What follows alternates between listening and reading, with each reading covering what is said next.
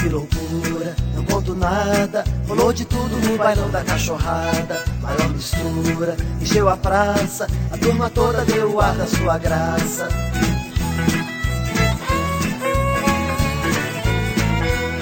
Subiu cachorra, muito gatinha, com aquele olhar de quem não quer ficar sozinha. Do mais granfino, mas da pesada, então cachorro de montão nessa balada. Nem por um belo osso, que confusão assim, vive de um alvoroço. Alguma coisa estava errada, as donas turcas já deviam estar ali. Alguma coisa estava errada, as danadinhas atacaram por aqui.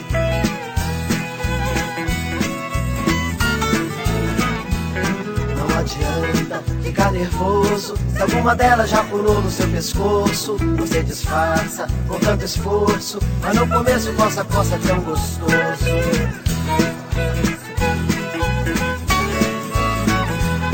Achou polícia e a reportagem entrevistou o porta-voz da malandragem, que declarou: sou vira-lata, mas pelo menos sem cuidar da minha imagem.